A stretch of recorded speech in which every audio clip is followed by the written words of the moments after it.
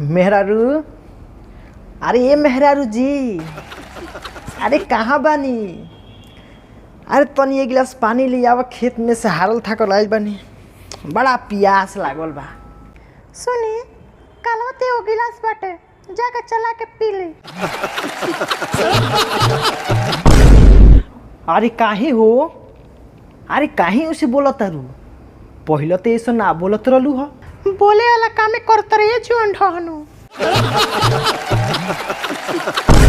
अरे दादा रे दादा, अरे तू अब हमरा के गाड़ियों दे तारू? अरे ऐसा हम कौन काम को देले बानी? तू जवन कइले बड़ा वो केहू ना करेला। अभी तू पूछता रह कि का कइले बानी? कल करवा चौथ, अभी ले कोनो सामान ना किनाई। अच्छा धनी ये बात बा। अरे तो ये बतिए राय से कही देले रह तू। बोला का लिया आवे के बा? जाता नहीं अबे ले आवे। का लिया एक बा? ये तो हमरा मुँह जबानी याद बा। चाहिए हमरा खातिर 5000 के साड़ी खरीद लिया और ये पूरा श्रृंगार के सामान और 5-5 किलो फल मूल खरीद लिया। का? अरे जितना सामान के तू कहत तारू उतना 10,000 के बिल बन जाई। उतना पैसा हमारा लगे कहाँ बा?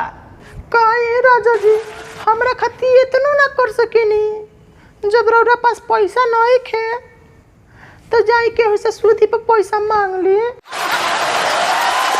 तो काम कर, तू करवा चौथ हमार उम्र बढ़ावे खातिर करेलू। तू करवा चौथ मते कर। हमें दुनिया से जल्दी चल जाए तो कम से कम तहारा से तो छुटकारा मिल जाए।